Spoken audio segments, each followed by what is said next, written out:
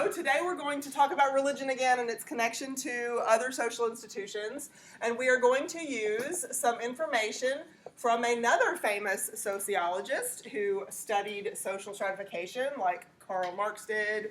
He studied a lot having to do with, he's the one who came up with life chances, so he studied a lot about people's lifestyles. But Max Weber is the guy we're going to talk about today because he also, like Marx, well, we're not going to do anything with that marker, are we? That's a bad one. Let me see if I can find one that works. Because like Karl Marx, Max Weber wanted to know what is the connection between religion and other social norms. Religion and other, not only social norms, but social institutions like the economy.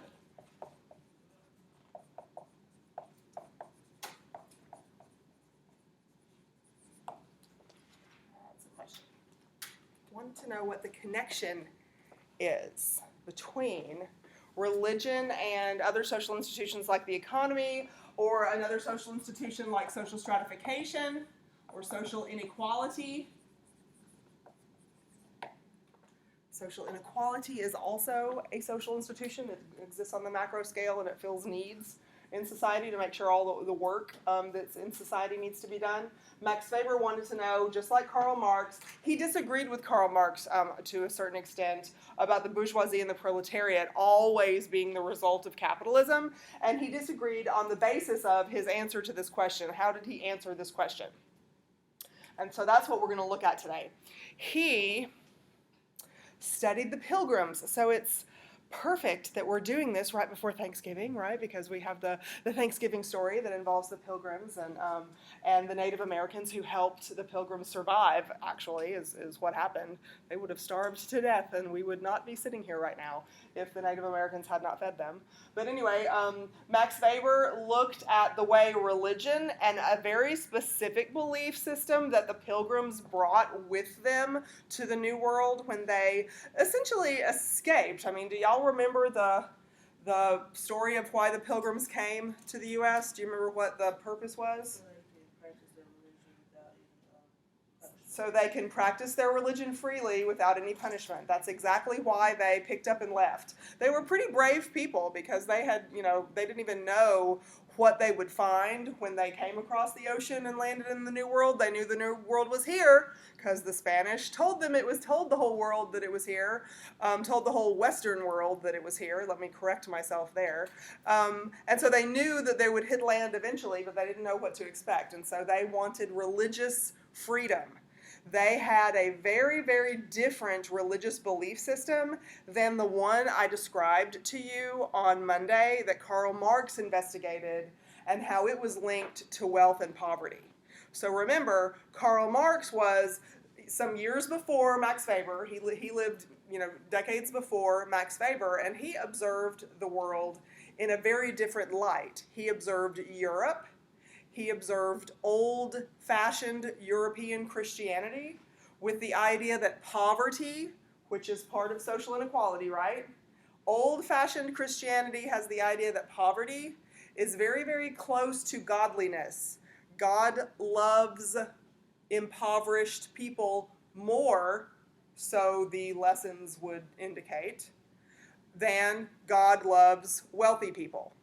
You can cite stories in the Bible, like the Christmas story that we used for a discussion on Monday, or passages. I'm not going to get the passage right. Somebody is going to have to help me with it if I mess it up too much. But there's I think it's an Old Testament passage that says something about it's easier for a camel to get through the eye of a needle than a rich man to get into heaven. Did I get that right? Anybody know? So no biblical scholars in here? Okay. So there are statements all throughout the Bible that can be cited to as evidence, as proof that God prefers people who suffer through poverty because of the suffering state that he chose his own son, to be born into. Okay, so that was the mentality, or that was the connection between religion and social inequality in what we call the old world, in European-style norms, European-style Christianity that was practiced there. That's the type of Christianity, the belief system in Christianity that Karl Marx observed, and he said that message of poverty being God's preferred condition, that message in religion is why the bourgeoisie can use religion to control the proletariat. What's the quote that I asked y'all to memorize? Religion is the opiate of the masses. That's right. So yeah, Karl Marx coined that. Actually, that's a paraphrase of what he wrote in German. But that's a paraphrase of what he said. But yeah, the masses, large numbers of people, the masses are the proletariat. And an opiate, what do we say an opiate is? Highly addictive, highly effective, highly addictive painkiller. That's exactly what it is. You and I, unfortunately, know the word opioid, right? That wasn't a common term back in Karl Marx's day. Opiate was. An opiate was a painkiller. Morphine is a really highly, and opium is a really highly addictive, but really effective painkiller. Yeah, so that's where that quote comes from, and that's how you would explain that quote if you're asked to explain that quote to somebody. The masses are the masses because they're the 99%. The proletariat's the 99%. How do we control the masses? Well, we shoot them up with drugs. What drug are we talking about? The religious message that you have an easier time getting to heaven if you accept your impoverished condition in this world. God will be pleased with you, and you will get your reward. Where are you supposed to get your reward? In heaven. Yeah, and you can go back to Lolly's Kin movie and watch that again, and you'll see her. You'll notice now how often, every few minutes, she's saying something like, Jesus help me, or Lord give me my reward, or something like that. So that message is still alive today. Okay, so that message is still alive today with some religious belief systems, some Christian teachings. But Max Weber looked at a very different Christian teaching, the Christian teaching that was so different from the old-timey European one. That's why the pilgrims had to flee, essentially. They had to pick up and leave where their families had been for centuries and go to some unknown new place because they had a really, for the time, it was a crazy way of thinking about Christianity and God's messages and the meaning that God had for our lives. It was a really strange and odd way of thinking for them in their time and place. So they had to come, they wanted religious freedom, and they decided to come to a place where religion would not be part of the government, it would not be part of the legal system that they had to follow, and they would be able to practice their religion freely. Okay? So, Max Weber wrote a short book called The Protestant Ethic. Marker's not good either. He wrote a short book called The Protestant Ethic and the Spirit of Capitalism.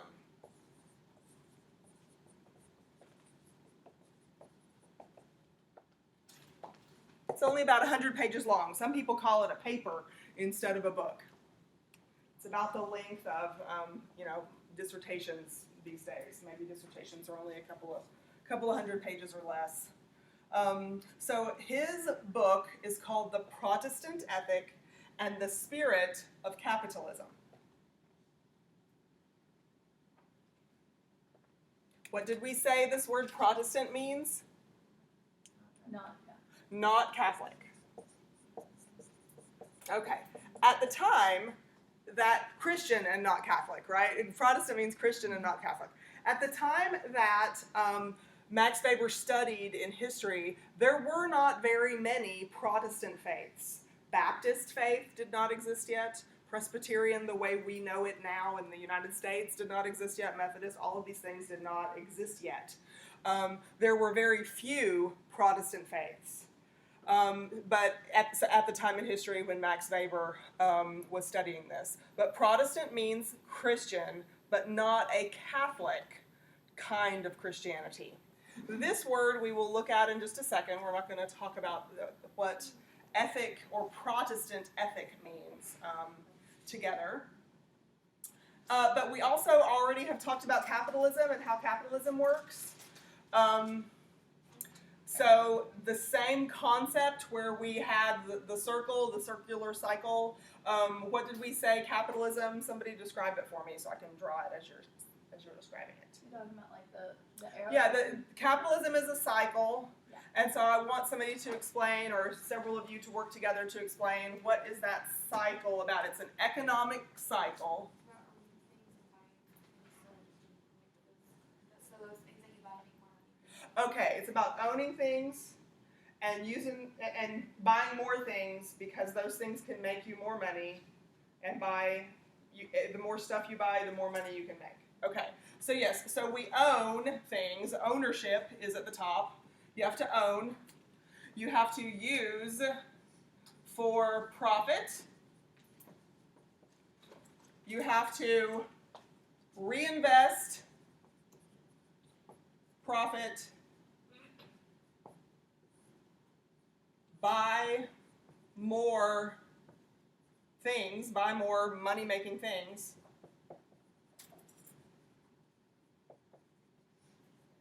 And you use that ownership to make profit, you reinvest some of the profit, you buy more money-making things, and it's a circle.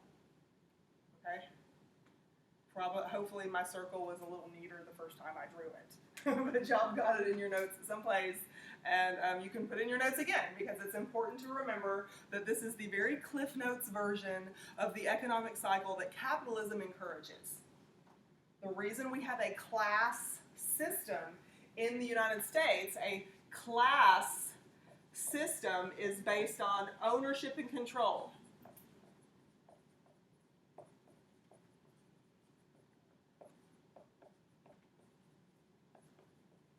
Of what we call social resources or raw materials.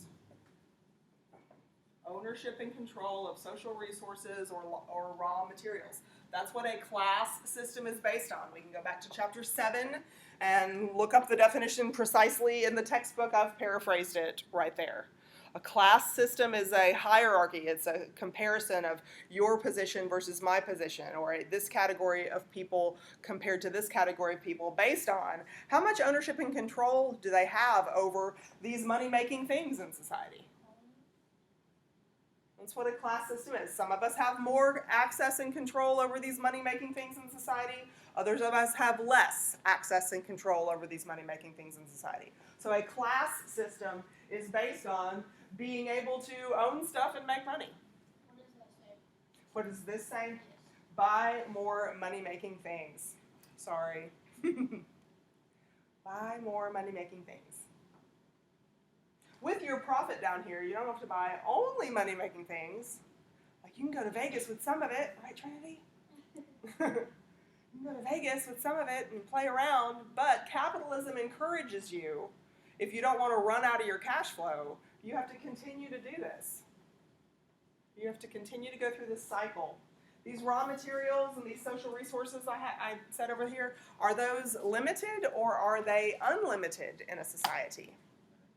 They have limited amounts, so you can't just continue going around the cycle endlessly. You have to get more creative each time and figure out how to continue making a profit because you're gobbling up all the social resources or all the raw materials. And that's what creates a class system.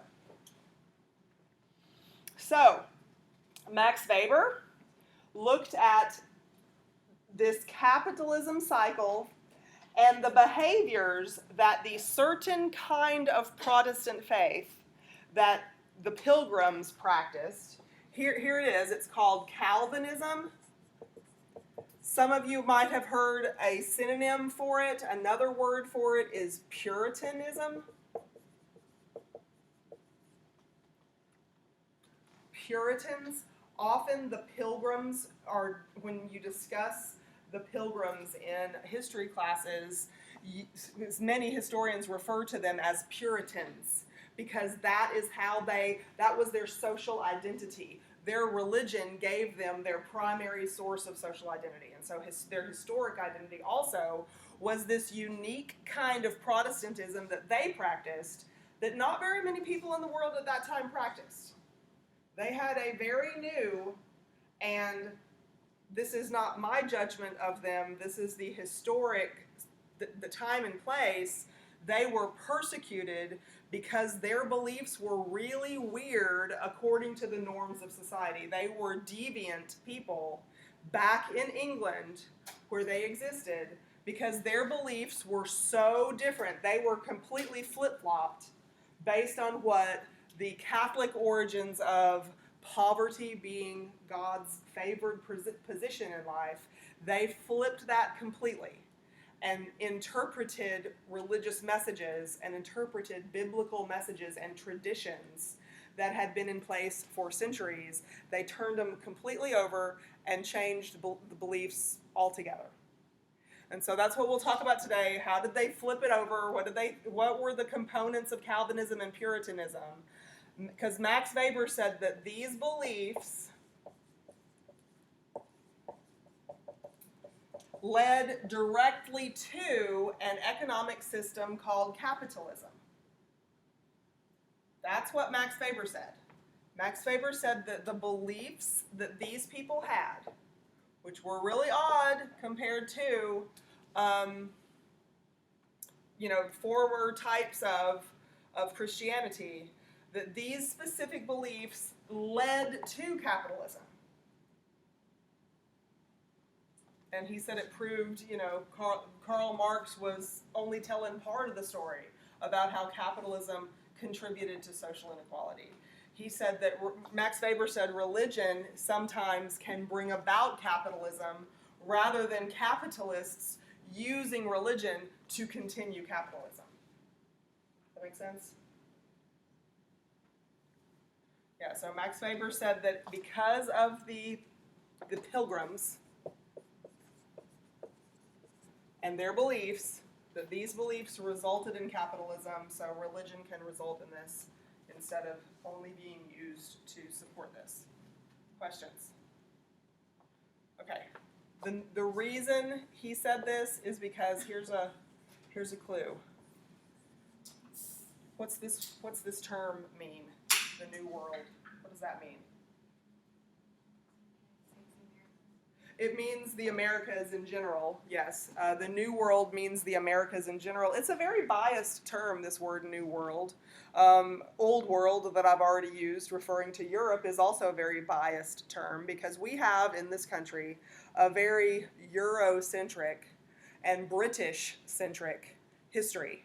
We talked about the category of people called WASPs a couple of class meetings ago. And that's why we have kind of a biased, even terminology. Our language is kind of biased. The New World is where we're standing right now. The New World is the Americas, from the tip of Alaska and Canada all the way down to Chile and Argentina, and everything in between. And so that's the New World. The New World did not have any sort of Western culture, no sort of Western customs and traditions, languages, belief systems. The New World did not have that cultural background. And that's why we call it the New World. And that's why the pilgrims came here. Because the people who were here wouldn't or shouldn't or would have no reason to persecute them because of their weird beliefs. And again, these beliefs that I'm about to explain to you now probably won't sound so weird to most of us in this room because some of you might come from religious backgrounds that have very similar messages to the ones I'm about to explain to you from the Calvinists. But it was weird at the time, is what I mean when I say weird. I'm not being ethnocentric about them right now. I'm just talking about historically in that context. Okay?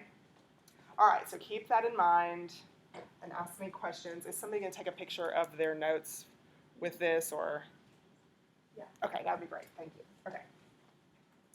Okay, so remember the name of his book, The Protestant Ethic and the Spirit of Capitalism, because we're going to come back to that You know, this whole conversation that we're having was part of the findings that he wrote about in that book after he studied this. Okay, so let's talk about how Calvinism is different from Catholicism and other Protestant faiths.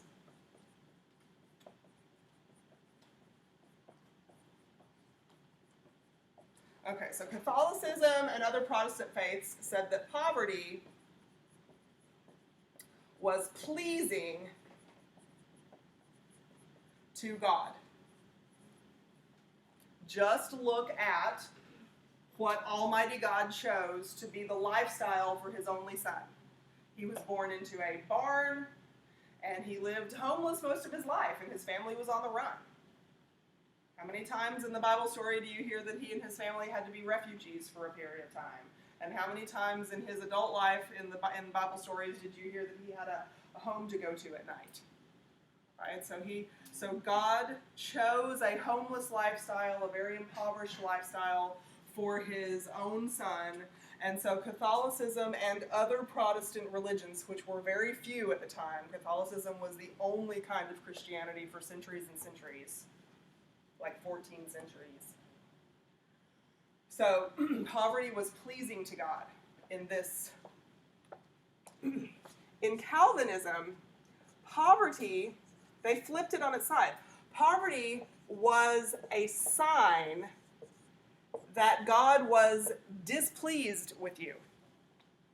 Not so much displeased, but that God had predestined you to go someplace that was not heaven. Okay?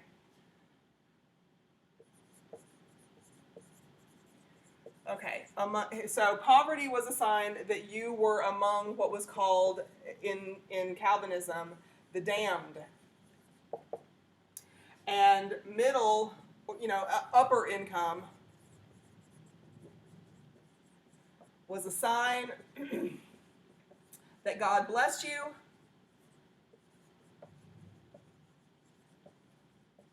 and you were among the elect.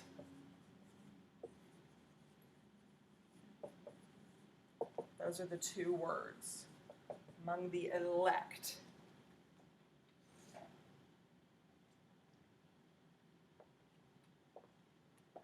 These two things were part of a doctrine.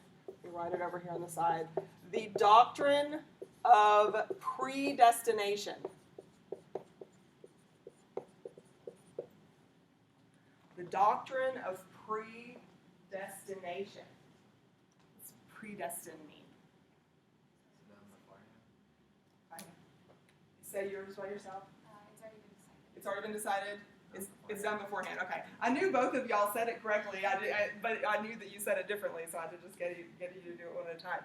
Yes. So if you are predestined to do something, then it's already written in the stars, so to speak. It's already decided beforehand that you are going to do that. The root word of this is destiny. So your destiny is previously determined.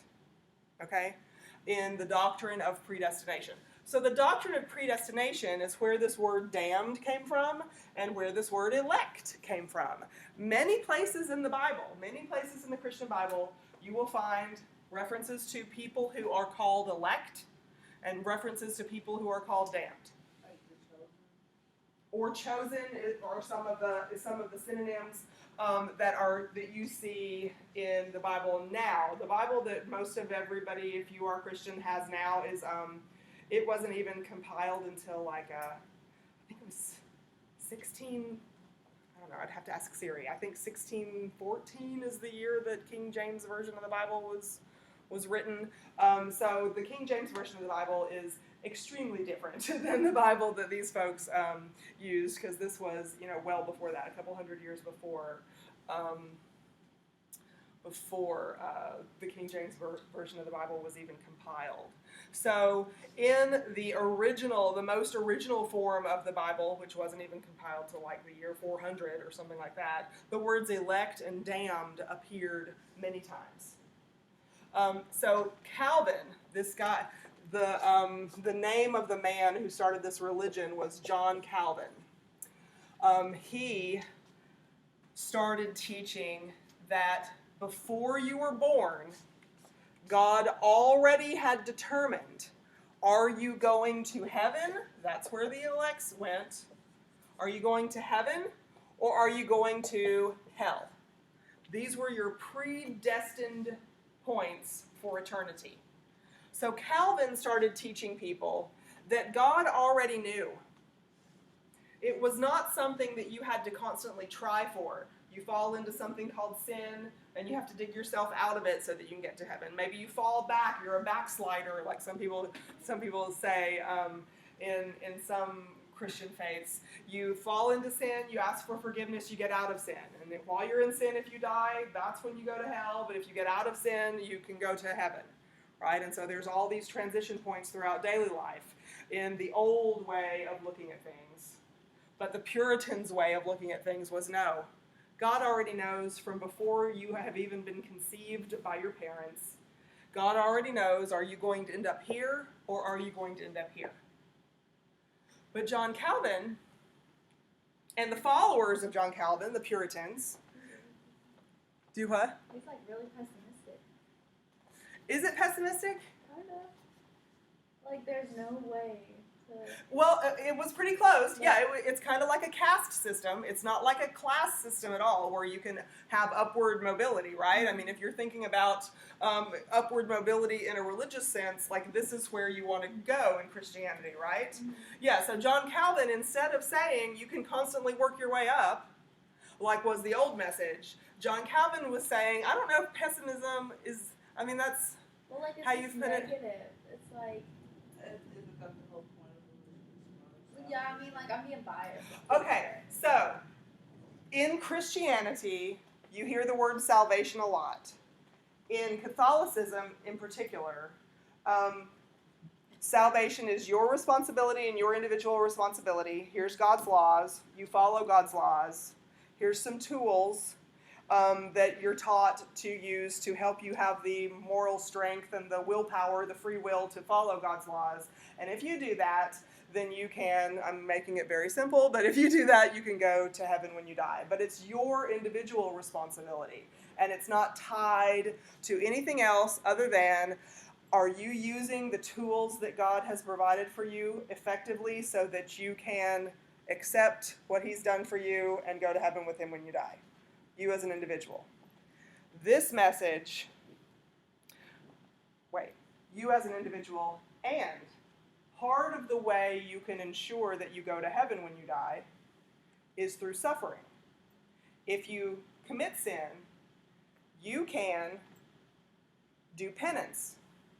Penance can happen in a lot of ways, but you can donate a lot of money and have a church built or something and do penance that way. Or you can do a lot of charitable work and do penance that way. Or if you're impoverished and you don't have money to donate and you don't have time to donate, to do charity work, the poverty condition stinks. Right? The poverty condition is suffering all by itself. So here's where the poverty thing came into that message. It's your responsibility and your responsibility only. And you can use your impoverished condition to offer the suffering that you experience on a daily basis to God so you can go to heaven with Him when you die. I'm making it very simplistic, but that's essentially the message that all other Christian faiths had at the time that John Calvin came up on the scene. Okay? So John Calvin was reared in his socialization process with this knowledge. Okay? He had this knowledge, and he said, that stinks. And God can't possibly want us to suffer in life. Suffering, why would He suffer? That doesn't sound like God's blessing you if you're suffering. And so he came up with a very different interpretation and started a religion all his own that said, no, that's wrong. What's true, according to him, is predestination. God already knows who's going to heaven and who's going to hell. And frankly, most of us are not going to heaven. Most of us are predestined for the other place. Look how much poverty is in the world. That's evidence that God is not blessing you. Why would God bother blessing the people who are going here? God would only bother blessing the people who are going here. I'm being very simplistic about this, but that's in general the way that the philosophy was different. Do you see the huge differences? Yeah. This was, for the time, I'm not being ethnocentric, but for the time, these would be the people that you would call the religious wackos, kind of, right? Because these beliefs are extremely different. So John Calvin flipped this on its head. Over here, if you were in poverty, you had a much better chance of being pleasing to God in your lifetime and getting to heaven. That was the message. Over here, he said, no, if you have a good income, if you have success in life, if you are able to be the one who can build churches with the money that you make, if you are able to be the one who can do a lot of charitable works because you have been blessed in successful business practices, if you have a wife who is upright and righteous and she, helps rear your children so that they are upright and righteous and do well in school and make you proud, and you have an honor student bumper sticker on the back of your wagon, these are items that we can use, daily life events that we can use to prove that God is blessing you, and God only blesses the elect. And that was John Calvin, in a very short, tiny nutshell, John Calvin's belief that if you work hard and it pays off for you, it's proof that you're among the elect. If you only work hard some of the time and constantly fall behind and can't pass up the saloon on the way home from work and lose all your money at the casino or do whatever, and you've got hungry children at home and your wife leaves you for the postman or whatever, all of these things that happen in life, to John Calvin, those things were evidence in the predestination, the doctrine of predestination, that you were among these folks. And these folks had to kind of take care of you on this earth, because the only enjoyment that you'll have is in your entire life of eternity is on this earth. So these people are obligated to use some of their success to give charity to these people, because the only little glimmer of comfort or enjoyment that they're going to have is in this world, because they're predestined for this place in eternity. What? So that pretty much equated poverty with deviant behavior. So that was, if you were in poverty, then you were looked at as a... Yes, you could interpret, you could use deviant behavior here, yes. If you're talking about conforming to God's eternal plan, well, all of this was according to Calvin, God's eternal plan. But yes, if you were in poverty, it was one of the situations you could be in, wealth or poverty, but this was not the preferred condition of God in his storyline of Christianity. This was the preferred condition of God in the original Christian message that came with Catholicism and the very few other forms of Protestantism that were on the horizon at the time Calvin. So you had Lutheranism that was already in place at this time, and also Henry VIII had broken away from the Catholic Church by this time, and those were really, other than him, those were really the only two successful ones. I mean, there had been little Protestant offshoots here and there all over Europe, and they kind of withered and died. So the three main ones at this time in history were Church of England, or Anglicanism, King Henry VIII, Lutheranism, and this guy, Calvinism, or Puritans. And so they were very new at the time the Pilgrims escaped religious persecution, essentially, because this message was completely, and I see some of you kind of frowning like, this sounds crazy to me. Well, imagine all of the different religious messages that we know about in our lifetime, and it might still sound crazy to some of us. However, this is the kind of, we said that the United States is a Christian nation. This is the form of Christianity that the United States was built on. So it's hard also. That. It's Could almost, also go to a family like if people got poverty, they'll whatever. Could it also go to like you're the reason why you're in this state? So if they don't want to No, they would not say. You mean Calvinists would say that it's your fault that you're here? No, Calvinists did not say that it's your fault that you're here.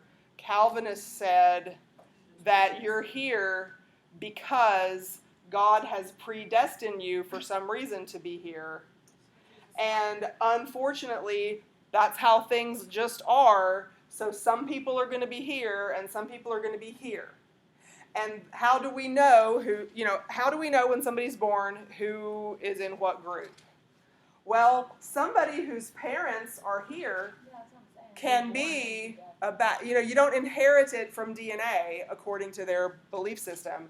If your parents are upstanding citizens and they have a mercantile store in town and they tried to do everything they could to make you, to raise you up right, but you just rejected everything and you went off and you became this or you became that, or you went off and killed yourself with a drug overdose or became a prostitute or started dance hall girl or something, I don't know, any of those things that traditional or really strict Christian beliefs would be against.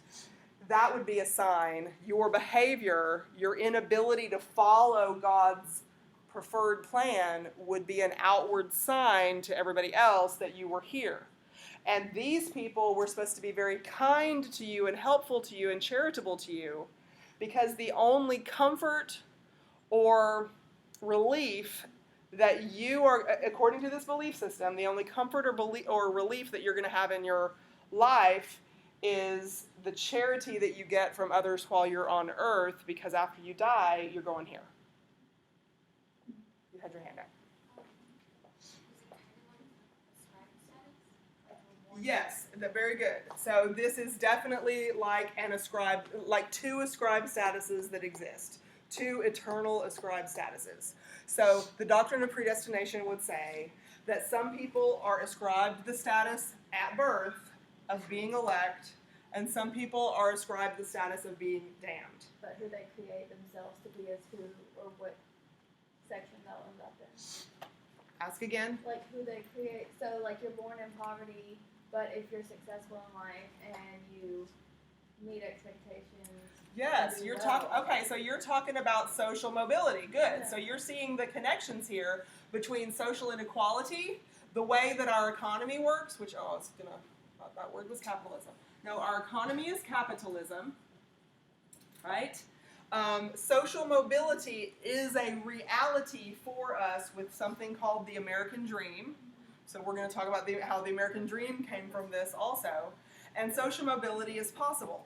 So if you were born, your question was, if you were born to somebody who was in poverty, which was a sign that those people who, if they had been elect, would have had some success in life, but they didn't have any success in life, so your mother just can't keep your father at home, and he spends his paycheck at the saloon before he ever gets home, and your kids are...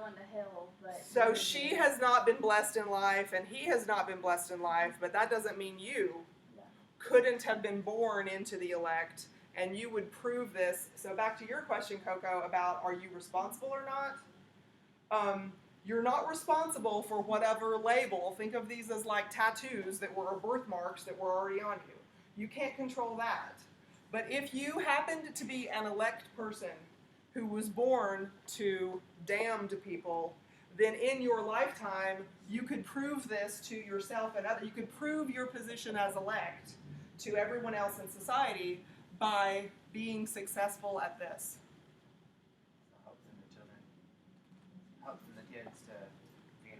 The children are the future, right? That helps me understand it more, because I thought what they were suggesting is that anyone that was poor and couldn't do much for themselves. Yeah, sorry, it's not hereditary. Just because your parents are poor or unsuccessful and have never been able to get out of that, that's a sign that your parents are here. But if you show signs of this, and indeed, when you're responsible for yourself, you are able to do this successfully and become successful. It's a sign that God had predestined these worldly blessings for you because you are this. So there was this constant in Calvinism. If you followed Calvinism as your religious philosophy, there was this constant need to prove to people in the outside world what group you were in. Because I kind of was joking a minute ago when I said it's like having a tattoo at birth or a birthmark that indicates. There wasn't any kind of outward sign like that in this belief system. There was no outward sign like that. So instead, you had to kind of prove which group you were in by your behavior. So in that belief system, is that where you're going if you're in that position? Ask me again, in this belief system.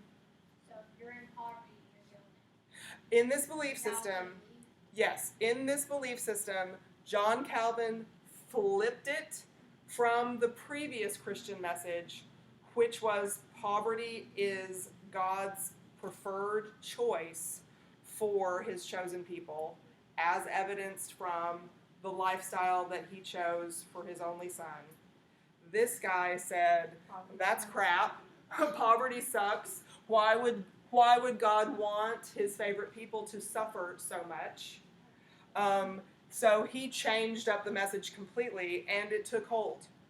Tons of Puritans followed that message. They liked this idea that it was just fine for you to try to make something of yourself. It was just fine for you to try to make a profit. It was just fine for you to have upward social mobility. That was not something that was going to bring disfavor on you from your Creator.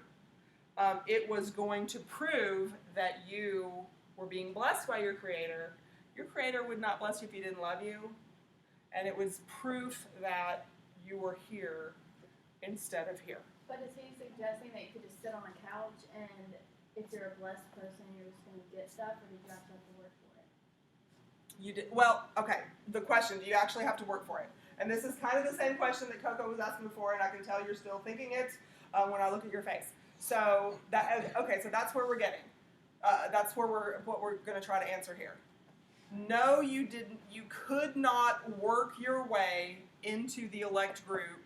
You were elect when you were born, or you were damned when you're born. However, the norms, so daily norms, developed because of this belief system.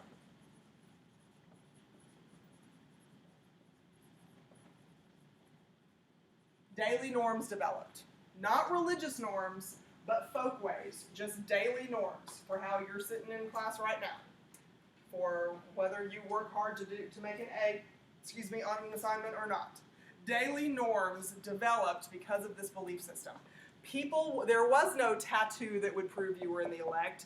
You had to prove it to yourself and others by working hard and constantly seeing, is this paying off for me? Am I making the best of these blessings that God has given me? Am I able to hold on to these blessings that God has given me?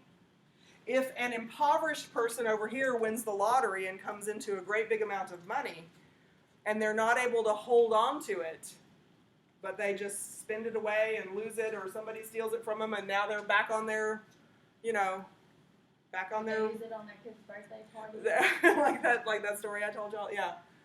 Then even though they had that short period of time of enjoyment in this world, their predestination for this place resulted in they lost everything. It went away.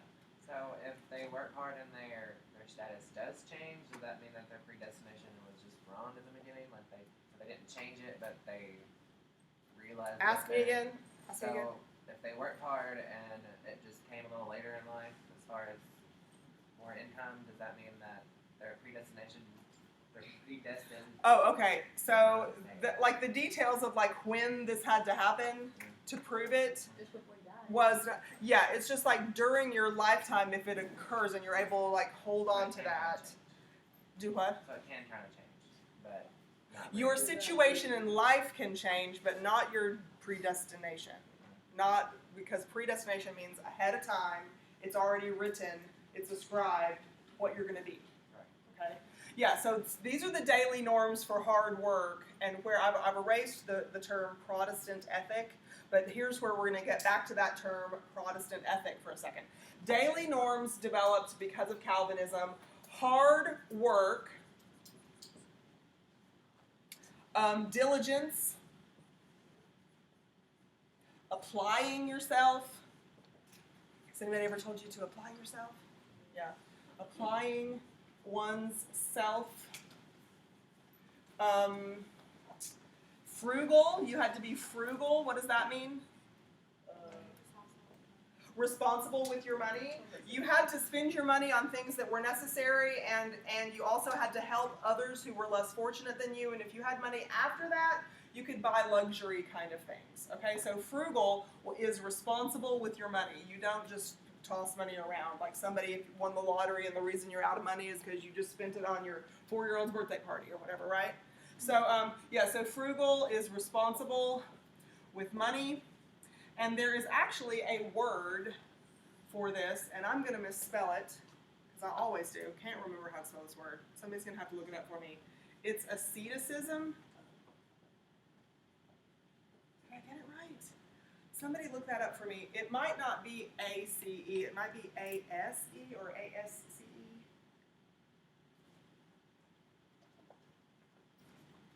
ASCE. It might be. Yes, it's A-S-C-E-T-I-C-I-S-I-S-M. Okay. Thank you. Okay, so asceticism. Asceticism it's a behavior, it's a philosophy of life that includes you have to work hard, you have to be diligent, you have to apply yourself, you have to be frugal, and when you do all of this stuff, it's called asceticism. It essentially is the daily norms that were established for the lifestyle that the Puritans had when they came to this country. If you do all of these things and it pays off, then you're among the elect. If you just can't bring yourself to do all these things, or if you try to work hard and you can't stick to it, or you're just not diligent, and you never did well in school, and you just can't apply yourself like everybody says, and when you get money it just slips through your fingers because you can't pass up the slot machine or whatever, then it's proof that you have weak character. Only people with weak character would be among the damned. And so try as you might, you just can't practice asceticism, not with success, and therefore you must be in the damned. So I'm assuming John Calvin was successful in life, right? Since everyone followed him. Surely he wasn't. He got a lot of people converted to his way of thinking, and he burned so many people alive when they did not agree with him. We hear often in our Protestant British history about something called the Spanish Inquisition. Y'all heard of that in your Protestant British history? What we do not hear in our WASP version of events is that John Calvin burned 10 or 15 times as many people alive as were ever convicted in the lawful trials that occurred during the Spanish Inquisition. That's extremely ironic. That's what I was thinking. I was like, It's the bias that's in the Protestant British history that we learn. he's a salesman. He was a very good salesman. Yeah. He was a very good salesman. And anyway, does anybody see, however, a link with these kinds of things? I asked you when I was writing them on the board, has anybody ever told you to apply yourself? Has anybody ever told you to be responsible with your money, and here's how? Is this a plan for the future? Are you supposed to work hard? Where do these words come in? His sociological. The American dream is not winning the lottery. The American dream is play by the rules. The rules include applying yourself in school, working hard, putting in the time so that you can be successful when? Immediately or in the long haul? In the long haul. You have to constantly do this cycle of doing this so that you can constantly prove that you are here and not here. And why is it, do you think, that we have a norm in daily life today to be very uncomfortable speaking to or even looking in the direction of a homeless person? Are we? How often do we open up our hearts and minds to street people? That's because they're not homeless sometimes. Well, I feel. However, I see what do you're we saying. also have a bias? Okay, do we also have a bias that they don't need to ask me for $5? Why don't they get a job? They can stand on this street corner. Why don't you go and get a job? I see what you're saying. Where do these modern daily norms come from? We're talking about 400 plus years ago That's really when Max Weber was looking at this.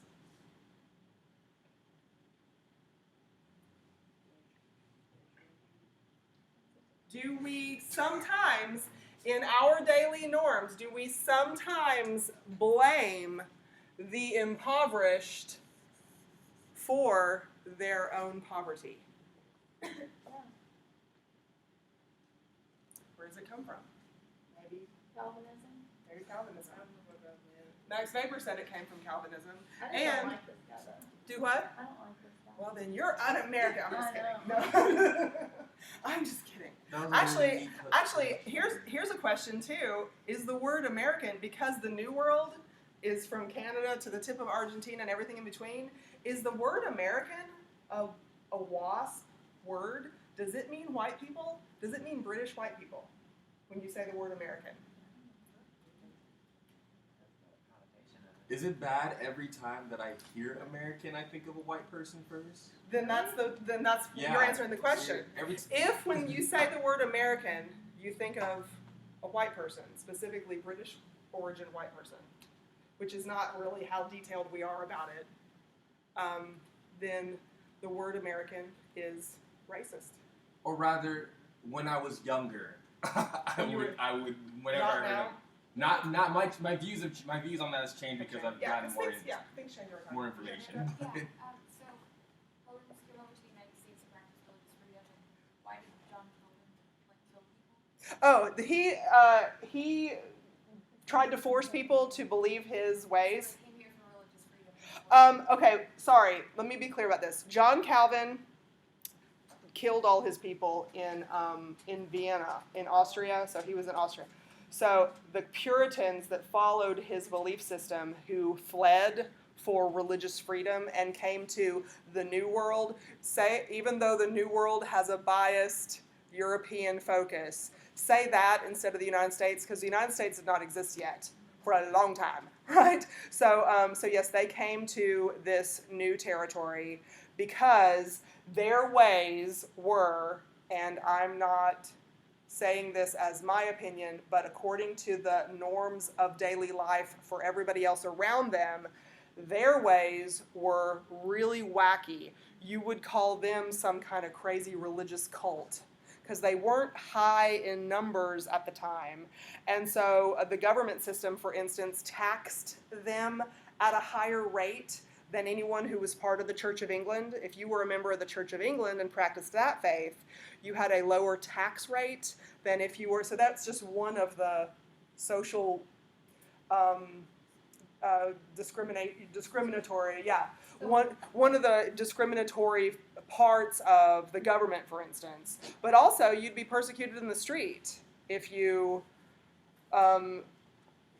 if someone knew that you had this weird way of belief that was so contrary to everything that centuries of Christian practice had established up to that point. So why were they not considered like pagan?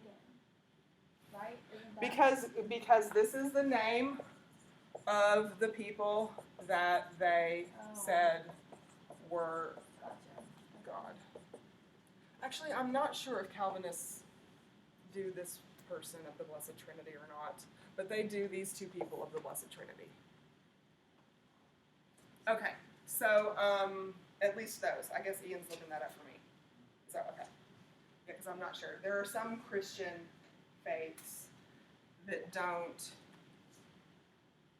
really That focus. recognizes the power of the Holy Ghost. So they do look at all three people, in the Holy Trinity.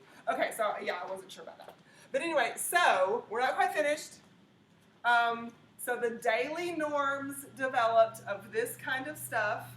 Several of you rightly saw the connection between what we know about the American dream and how these daily norms worked up. Okay? Can you see a connection, however, between this and the economic system that we call capitalism? Is there a connection between these daily norms? How? I mean, you have to be responsible with money, so I assume, like, investing, right? Yeah, if you're frugal and you're responsible with money, you're not blowing money. And if you have to engage in a constant cycle of asceticism to constantly prove year after year, oh yeah, I'm in the elect, then that cycle of capitalism that goes around and around and around, of owning stuff and using stuff for profit, applying yourself, working hard, being diligent year after year. That's how, according to Max Weber's analysis, how capitalism began in what eventually would be the United States of America. Because when they came, remember, that's why I talked about the New World. Remember, when they came here, there was no economic system. There was no currency exchanged. There were economic practices for each group, or each confederation, if you will, of Native American kinship groups that were here, and tribes, which is a political organization. They had exchange practices, but it wasn't anything that even came close to capitalism. Nothing that even came close to the norms in capitalism. So, in other words, Max Weber pointed out, when the Pilgrims showed up on this land, they could have set up any economic system they wanted. They were not focused on economics as their reason why they fled. They were focused on religious freedom as the reason why they fled. So they focused on religion. They focused on their religious belief systems. They focused on trying to prove to themselves and others that they were in the elect and not the damned. Asceticism developed because of it. These were the behaviors that are part of this asceticism practice. The American dream came out of this, and capitalism also resulted as kind of a side effect, Max Weber said. Not as a goal, we are going to be capitalists because God prefers capitalism. No. So That's not, but capitalism happened because of this daily norm stuff, according to Max Weber's findings. What? What is he trying to prove in that? So, Max Weber wanted to offer an alternative. There were many reasons. He studied society in general. He was he was a social theorist in general. However, he disagreed with Karl Marx's idea that religion was a tool, a subset of the economic system. Okay. He said, yes, religion is connected to the economic system, but he used this period in history that we're talking about to prove that Marx's theory was not always the case. That instead, religion could pre-exist and bring about capitalism, and so therefore capitalism could not be called this evil thing that controlled people, because it came out of this religious behavior that these people practiced when they could have practiced any behavior. And they weren't focused on setting up an economy. They were focused on religious behavior. And out of that religious behavior, accidentally, an economy emerged, and the economy was capitalism. Yeah, but we're not supposed to realize capitalism. So him, like... What do you mean, really? I mean, like, we're not supposed to realize the hidden agenda, like, for religion. Oh. So... I'm just like going. I see. Really So yes, Marx would say. So you are making a Marxist argument to critique Weber, which is fine. So Marx would say that this is just another capitalist. This message, this analysis, is just another capitalist trick to focus your mind off of how religion can be used as a tool of oppression, and instead gloss over that and say, oh, maybe that's not always the case. Yeah. So yeah, yes, you can use Marx's idea to analyze this. So as often as I've seen your nose wrinkled up during this conversation today, I think, which is fine, like, you don't have to agree with this, but this was his findings, right? So yes, you can use Marx's ideas to criticize this, and in a nutshell, I think that's how he would have at least begun to criticize this. It's just, yeah. Are there any instances where other religions influence like a different sort of economic system? Absolutely, yes. I think I used this example on Monday. I'm not sure, but Hinduism is a major world religion with millions of followers. And in Hinduism, as a matter of fact, we talked about this before in social stratification, that unit, what are there, 4 or 5? Yes, 5 rungs on the ladder of the way Hinduism divides society. So Hinduism has rules about social stratification that are built into the religious message. And because they're built into the religious message, then people do not have freedom for social mobility and full economic participation, because if the gods mandate that you're on the 3rd rung of the ladder, and the religion says that that is your ascribed status, and you cannot have an option for that during life, then that religion directly affects the way the economic system works also. No, it's also one of the first religions, right? Hinduism was? Oh, I'm not sure. Buddhism was one, like the I'm not sure. first religion, I think, Yeah. in the world. I know that Christianity is 2,000 years old, and Islam is 1,400 years old. Is that right? Again, Siri would tell me these things if I needed to know them. So I'm not sure. Hinduism is pretty darn old, and that's going to be my best answer for you when you ask me if it's the oldest. I'm not sure. I think I just learned that it is the oldest one. It might be. Will be. Or Confucianism or something. I'm not sure. That's a spin-off. Okay, so capitalism and our little cycle, Max Weber said, came out of these daily norms for asceticism that the Calvinists practiced because you got to survive daily life, and so they made daily life norms be part of their religious practice that proved if you were successful at these norms, then God was blessing you, you were part of the elect. If you were unsuccessful at these norms, then that was clear that you were part of the damned. These people are responsible to give charity to these people. That's part of your frugal behavior. Part of asceticism is your charitable work and kindness toward others. But this Protestant ethic word, Protestant ethic is the first word in his book that we wrote the story of, or wrote the title of at the beginning of today's lecture. This Protestant ethic used to be a very common phrase in the English that we use in the United States. If somebody, like back when I was a child, you regularly heard people refer to that Preston, he has a Protestant ethic. And that did not mean he was Protestant himself. That meant he was a hard worker. He was reliable. He was trustworthy. He was honest, etc., etc. Think about all of the best attributes that a worker can give to an employer. Think of all of the best attributes that a child can give to a parent. All of those things are part of the Protestant ethic that came directly from asceticism, that is related directly to all of these things, that you can clearly see a connection in the American dream overall, and none of us have to be Puritans today to have this affect us. Nowadays, you would just say somebody has a good work ethic. That's what the Protestant ethic is, a good work ethic. As opposed to a bad work ethic. These people have a bad.